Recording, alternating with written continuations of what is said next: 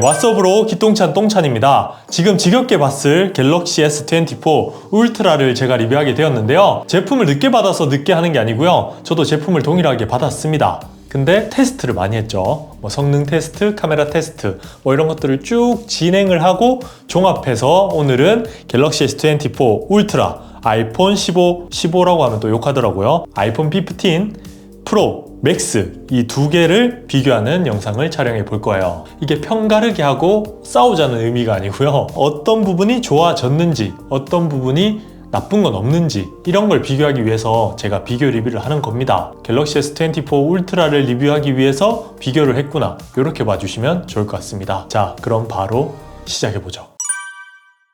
제가 나름 또 테크 유튜버다 보니 댓글이 많이 달립니다. 갤럭시 S24가 예쁘니 안 예쁘니 이런 댓글이 많이 달려요. 그런 댓글을 보고 제 생각도 좀 투영해서 비슷하다고 생각되는 부분들, 그런 부분들을 주로 소개해 드릴게요. 우선 울트라는 예쁘지 않다, 근데 플러스와 일반은 예쁘다, 이런 의견이 정말 많아요. 저도 그 의견에 전적으로 동의합니다. 셋 다 비교도 해보고 촬영해온 영상을 보시면 아시겠지만 울트라의 디자인은 조금은 투박한 감이 있죠. 노트 10부터 시작된 꽤 오래된 디자인이다 보니 지루한 감도 지울 수 없습니다. 대신 전면 베젤이 내면 모두 똑같아지면서 좀 더 정돈된 모습이기도 하고요. 옆면은 최초로 티타늄을 사용해서 일반 모델보다는 그래도 조금 더 고급스러운 감이 있긴 합니다. 근데 저는 사실 큰 차이는 못 느꼈어요. 티타늄을 썼는 이유도 솔직히 모르겠습니다. 단가만 조금 높아지지 않았을까 생각을 하거든요. 아이폰은 사실 워낙 무거웠기 때문에 스틸이 그걸 가볍게 하는 용도로 썼다고 하지만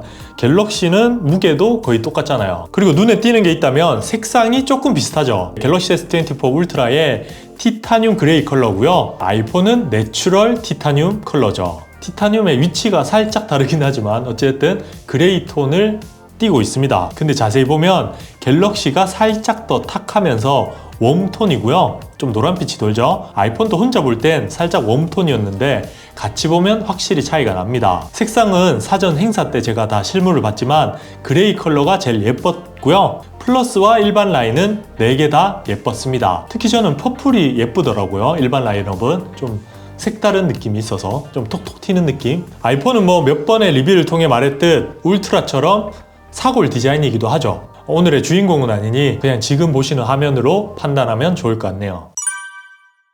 우선 무게 이야기를 안 할 수 없는데요. 갤럭시가 항상 아이폰 프로 시리즈보다 가벼웠기 때문에 큰 장점으로 이야기를 많이 드렸습니다. 근데 이번 S24는 저처럼 감량에 실패하게 되면서 무게가 그대로예요. 아이폰은 감량에 성공했죠. 물론 더 큰 화면, 더 많은 배터리 용량을 생각하면 10g의 차이는 크지 않은 건 맞긴 하지만 절대적인 수치 자체가 무겁다는 건 조금 아쉬운 점이라고 할 수 있습니다.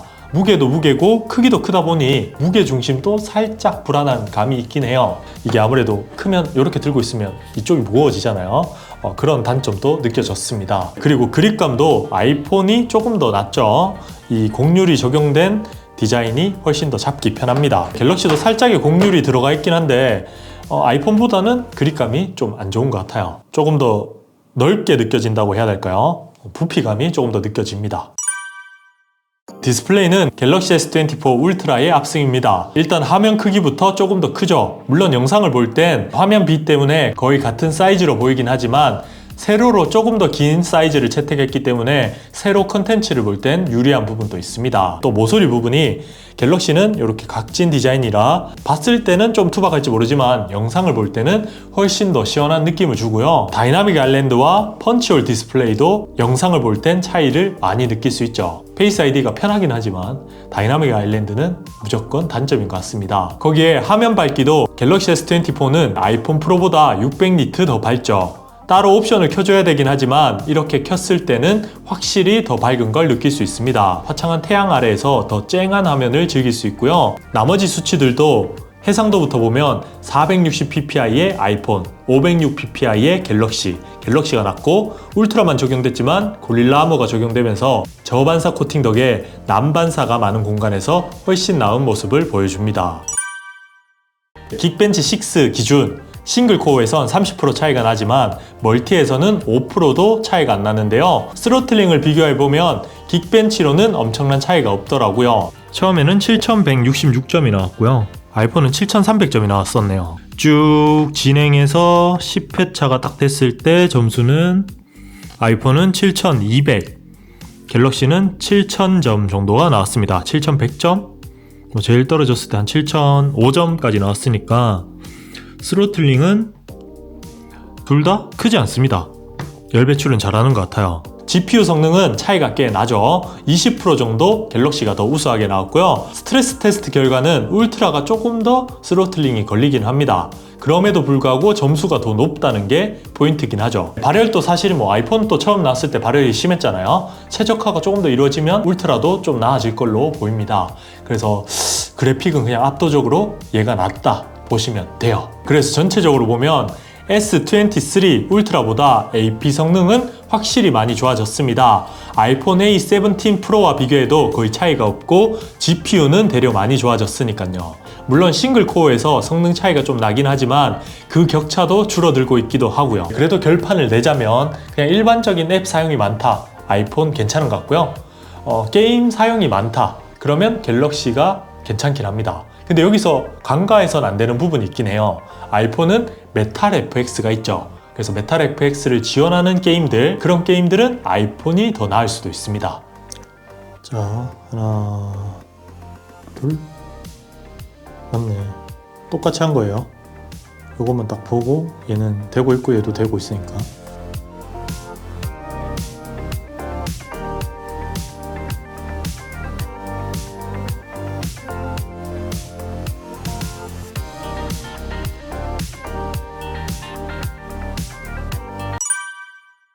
다음은 성능과 밀접한 관련이 있는 배터리 성능입니다.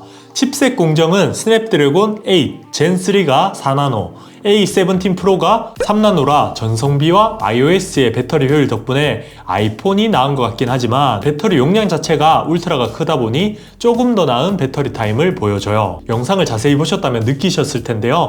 벤치마크 테스트 같은 걸 할 때는 아이폰이 나은 모습을 보여주고 전력을 많이 끌어다 쓸 필요 없는 그냥 일반 영상 볼 때 갤럭시가 나은 성능을 보여주죠. 그래도 꽝 성능만 보면 용량이 많은 갤럭시가 조금 나은 것 같습니다.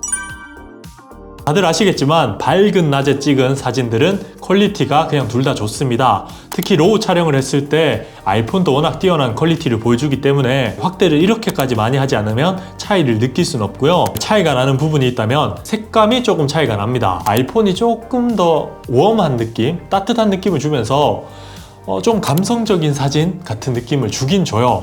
특히 폰으로 직접 봤을 때 그게 더 심한 것 같고요. 그리고 논란이 되고 있는 다이나믹 레인지 표현도 아이폰이 더 낫죠. 갤럭시는 이걸 좀 수정해서 출시가 된다고 해요. 제가 대여받은 제품이 실제로 판매되는 제품과는 차이가 있기 때문에 그냥 간단하게만 보고 지나가면 될 것 같아요. 그리고 나이트 모드에서 촬영했을 때도 갤럭시는 조금 더 후보정을 많이 해서 선명한 결과물을 보여주긴 하지만 아이폰이 조금 더 자연스럽게 촬영돼서 저는 아이폰이 낫다고 생각을 했습니다. 디테일도 확대해보면 아이폰이 조금 더 표현을 잘 하죠. 노이즈가 살짝 더 있긴 하지만, 그리고 DR도 조금 더 낮게 표현을 하는 것 같습니다. 그래서 일반 사진만 놓고 봤을 때 확대를 많이 한다거나 큰 사진으로 인화를 하지 않는다면 저는 아이폰이 조금 더 제 취향이었습니다. 그리고 또 망원과 접사, 광각 이런 것도 간단하게 보면 우선 망원은 그냥 압도적으로 갤럭시가 좋죠. 기존 10배 광학줌에서 5배 광학줌으로 변경되면서 어떤 분들은 너프 먹었다고 표현을 해도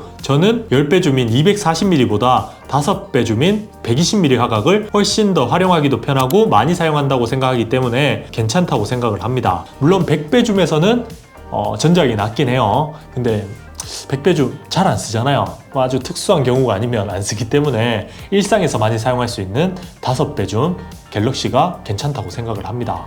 심도 표현 한번 보자고요. 아이폰은 이렇게 잔머리까지 좀 디테일하게 표현을 해주고요.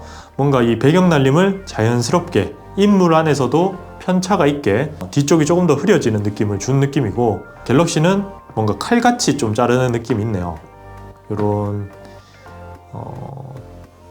점퍼의 털 부분 이런 표현도 아이폰은 조금 더 자연스럽게 표현했고 갤럭시는 좀 칼같이 자르는 그런 느낌이 없지 않아 있습니다. 아이폰은 여기가 표현됐죠. 갤럭시는 이 부분이 표현이 안 됐습니다. 조금 어색하네 여기. 망원으로 찍는 이유 중 하나가 이게 배경 압축도 있잖아요. 배경 압축률은 갤럭시보다는 아이폰이 조금 더 좋은 것 같습니다. 이게 5배로 망원을 했을 때 촬영된 거거든요. 아이폰이 조금 더 확대되어 있는 걸 느낄 수 있죠. 그래서 배경 압축과 뭐 이런 거 따지면 인물 사진은 아이폰이 낫다고 말씀드리고 싶네요. 밝은 낮에 촬영한 영상들을 보면 차이는 거의 없는 수준이죠. 그냥 조금 차이가 나는 부분이 있다면 OIS가 갤럭시가 정말 많이 좋아졌습니다. 삼성에서도 언팩 때 이걸 많이 강조를 했었는데요. 실제로도 엄청난 수준의 손떨방을 보여줍니다. 근데 아직까지 야간 영상에선 잔떨림이 존재합니다. 갤럭시의 고질적인 문제이기도 한데요. 여전히 잡히지 않았더라고요. 반대로 아이폰은 고스트가 너무 심하죠. 갤럭시는 렌즈 코팅을 아주 잘한 것 같습니다. 플레어가 거의 촬영되지 않아서 좋았고요. 노출 잡는 것도 갤럭시가 더 안정적이더라고요. 그래서 영상에서 결론은 전작 대비 좋아진 부분이 많다. 하지만 잔진동이 있어 야간에 촬영하기에는 여전히 애매하다는 게 제 결론입니다. 걸어다니면서 촬영하시는 분들은 좀 아쉽다고 느낄 것 같고 카메라를 고정해 두시는 분들은 좋을 것 같아요. 그리고 5배 줌으로 촬영하는 영상들은 확실히 좋아졌습니다. 자, 그럼 이제 마지막 각각 이 플래그십의 장점이랄까요? 특징적인 기능을 소개해 드리겠습니다. 갤럭시 S24 울트라는 S펜이 있죠. 노트 DNA를 그대로 이어받아서 이 S펜을 활용할 수 있다는 건 갤럭시만의 큰 장점이라고 생각을 합니다. 다른 선택지가 없죠. 갤럭시를 선택하는 게 맞다고 보고요. 아이폰만의 가장 큰 특장점은 저는 맥세이프라고 생각을 합니다. 그리고 충전 속도나 그 밖에 스펙적인 부분 그런 것들은 갤럭시가 다 좋은 것 같아요. 45W 충전도 되고 충전 속도도 실제로 해보면 훨씬 더 빠르고 여러 가지 측면에서 갤럭시가 좋았습니다.